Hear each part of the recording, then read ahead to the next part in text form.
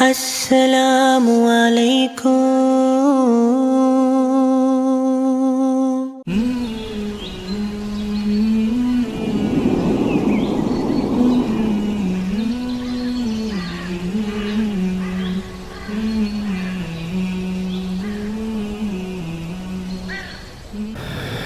السلام علیکم ورحمۃ اللہ وبرکاتہ۔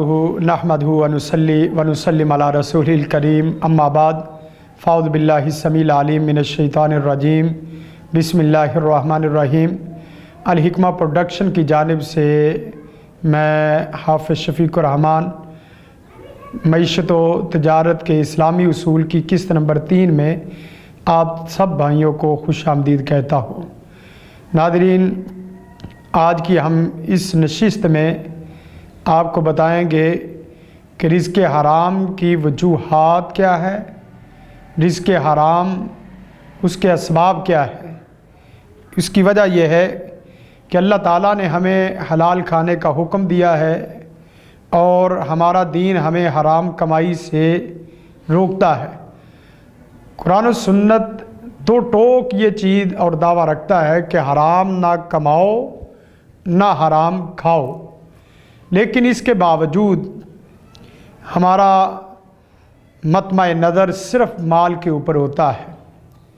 ہماری ساری کوشش مال کے حصول کے لیے، ساری تغدو مکمل توانائی صرف کرتے ہیں صرف مال کے حصول کے لیے۔ اس بات کو بھول جاتے ہیں کہ آیا کہ وہ مال جو حاصل کر رہے ہیں وہ حلال ہے یا حرام ہے۔ بہرکیف حرام رزق کی کئی ایک وجوہات ہیں جس کی وجہ سے آدمی حرام کھاتا ہے، حرام کماتا ہے، حرام پہنتا ہے، حرام استعمال کرتا ہے۔ ان وجوہات میں سب سے پہلی وجہ جو ہے وہ اللہ کا ڈر اور تقوی اور اللہ کے عذاب سے بے خوف ہونا ہے۔ اللہ کا ڈر نہیں ہے اور اللہ کی سزاؤں کا ڈر نہیں ہے، جس کی بنا پر بہت سارے لوگ حرام کمائی کے جتنے طریقے ہیں وہ تمام کے تمام جو جس کا داں لگتا ہے وہ کر گزرتا ہے۔ اگر اللہ کا ڈر ہوتا تو کوئی بھی آدمی مال تول میں کمی پیشی نہ کرتا۔ اگر اللہ تعالیٰ کا خوف ہوتا تو سود کے واضح دلائل ہونے کے باوجود سودی کاروبار نہ کرتا اور سود نہ کھاتا۔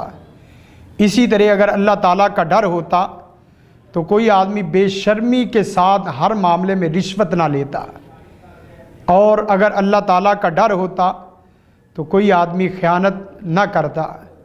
اگر اللہ تعالیٰ کا ڈر ہوتا تو کوئی آدمی چوری، ڈاکہ زنی اور جوے بازی کو ترک کر دیتا۔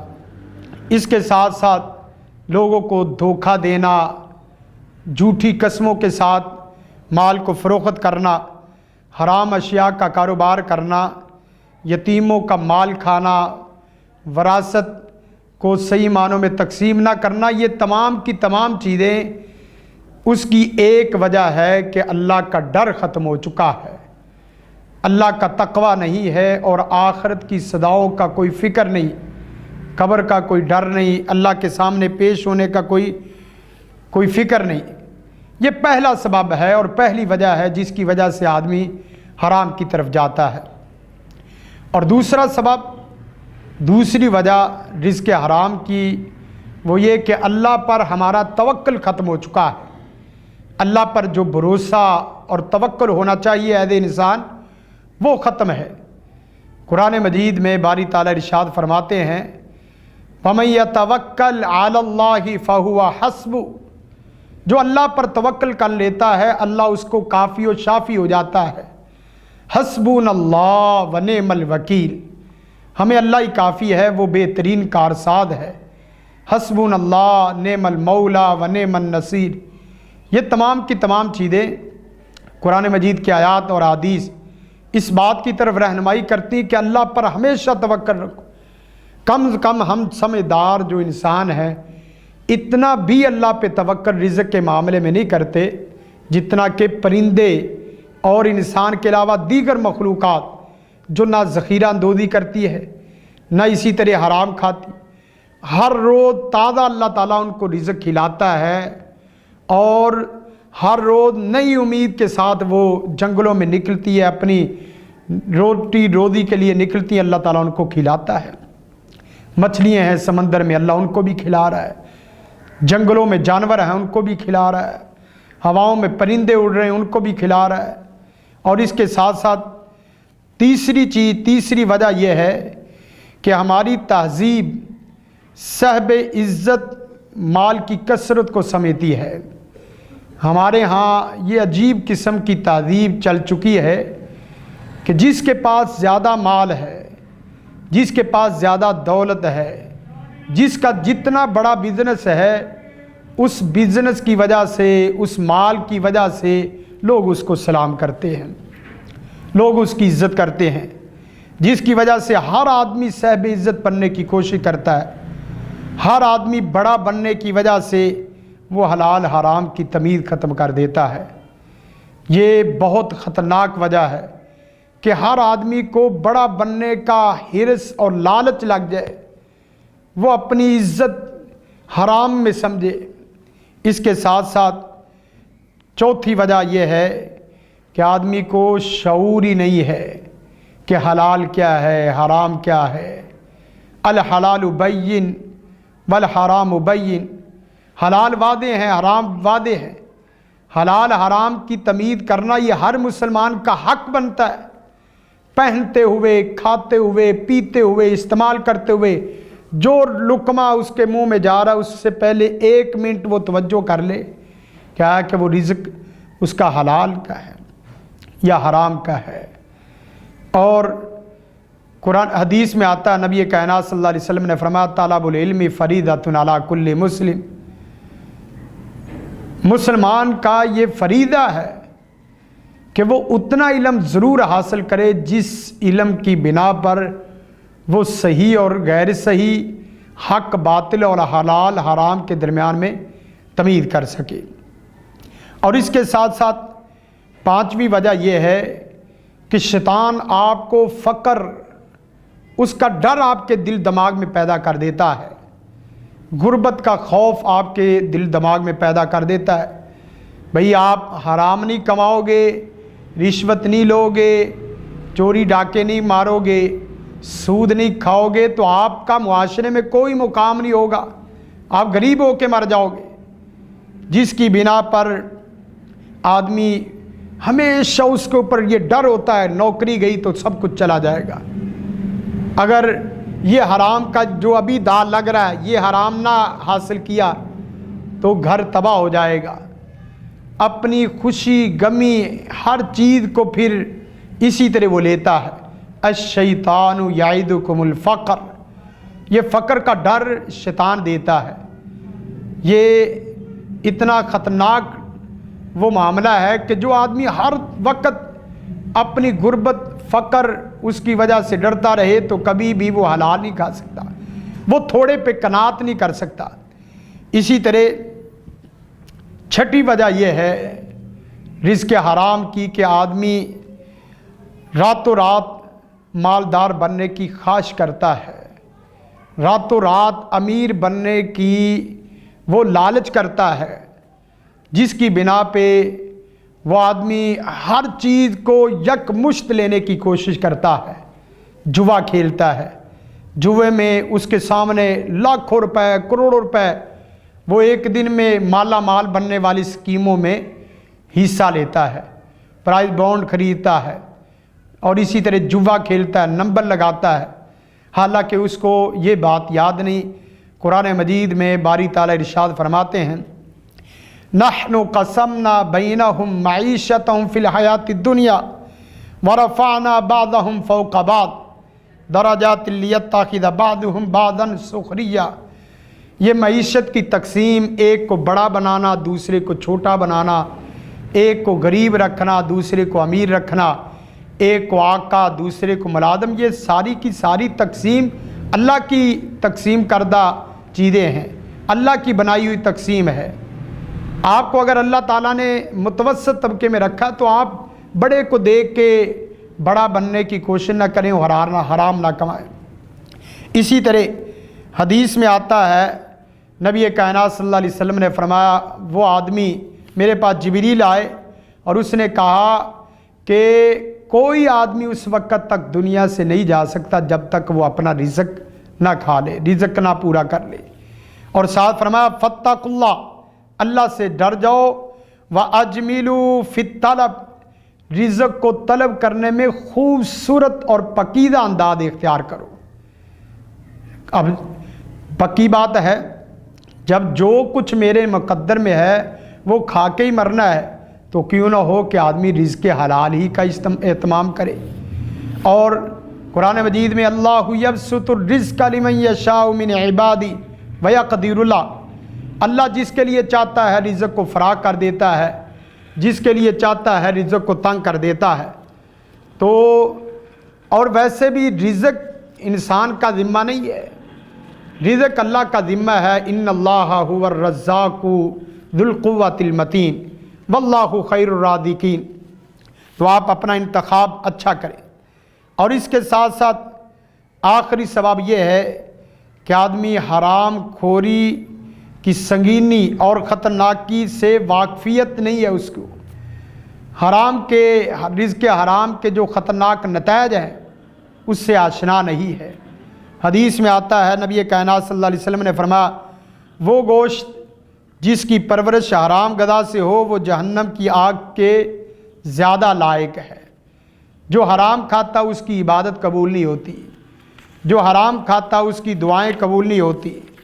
اور اسی طرح جو آدمی حرام کھاتا ہے، نبی کائنات صلی اللہ علیہ وسلم کے فرمان کے تحت وہ جو مرضی کرتا رہے اس کی عبادت قبول نہیں، نہ دعا ہے نہ صدقات و خیرات، کوئی چیز اس کی قبول نہیں ہے۔ سلف صالحین میں سے حضرت ابوبکر صدیق رضی اللہ تعالیٰ عنہ کو ان کے ایک غلام نے ایک دن کچھ چیز کھانے کے لیے دی۔ جس وقت حضرت ابوبکر صدیق رضی اللہ تعالیٰ عنہ نے وہ چیز کھا لی تو وہ کہنے لگا کہ آپ نے پوچھا نہیں یہ کہاں سے آیا اور کہاں سے اس کو لیا۔ جس وقت حضرت ابوبکر صدیق رضی اللہ تعالیٰ عنہ نے ان سے پوچھا تو وہ کہنے لگا، میں نے جاہلیت کے دور میں ایک آدمی کے لیے کہانت کی تھی، میں نے کہانت جس وقت کی تو اس کے عوض اس نے آج مجھے یہ چیز دی ہے۔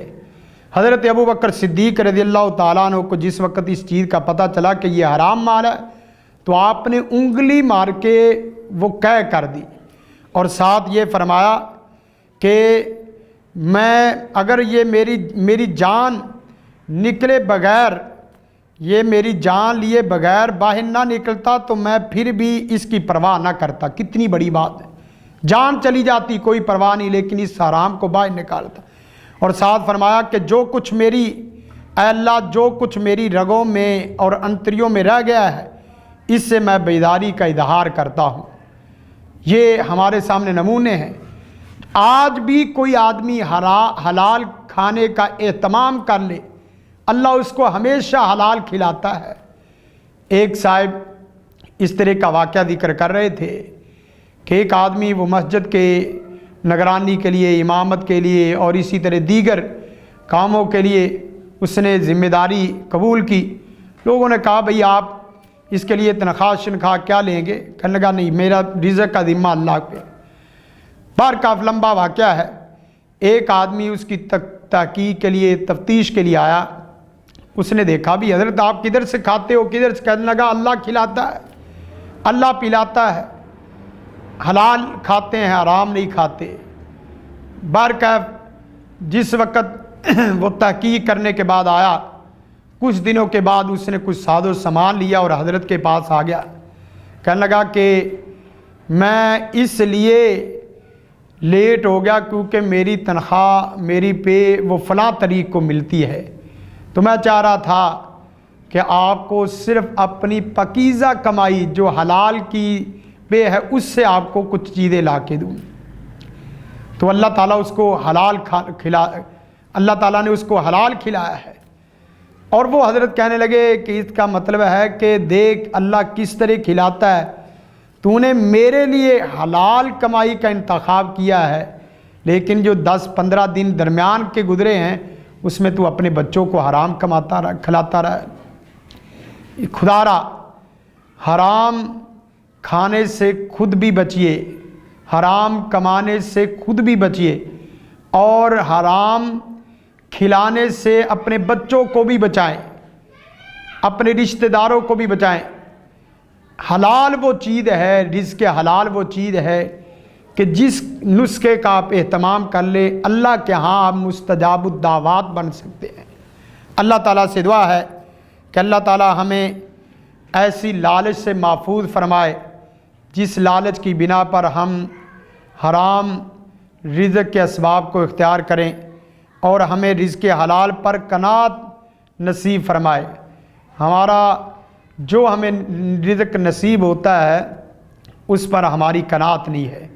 دعا کیا کریں اللہم قنعنی فی رزقی وبارک لی فی، اے اللہ جو تو نے ہمیں رزق دیا ہے اس پر قناعت کرنے کی توفیق عطا فرما، اور اے اللہ جو تو نے ہمیں رزق دیا ہے اس پہ برکت عطا فرما، اور ساتھ اللہم بارک لنا فیما اعطیت، اے اللہ جو تو نے ہمیں دیا ہے اس میں برکت عطا فرما، وقنا شر ما قضیت، اور جو تو نے ہمارے لیے برے فیصلے کیے ہیں اس سے ہمیں محفوظ فرما۔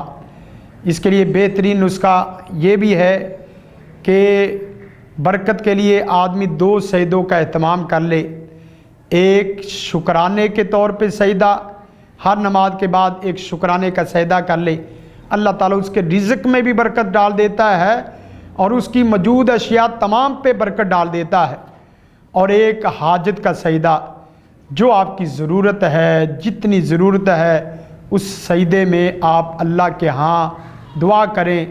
5 نمازوں کے بعد، 2 نمازوں کے بعد، یا دن میں 1 دفعہ ضرور یہ عمل کریں، سجدہ شکر اور ایک سجدہ حاجت۔ اللہ تعالیٰ عمل کی توفیق عطا فرمائے اور ہمیشہ ہمیں رزق حلال کھانے کی توفیق عطا فرمائے۔ حرام رزق کے جتنے اسباب ہیں تمام اسباب سے، تمام وجوہات سے بچنے کی توفیق عطا فرمائے۔ وآخر دعوانا ان الحمدللہ رب العالمین۔ جزاکم اللہ خیرا۔ السلام علیکم ورحمۃ اللہ وبرکاتہ۔ رحمن رحمن ساعدني يا رحمن، اشرح صدري قرآن، املأ قلبي قرآن، واسق حياتي قرآن، لله لله يهفو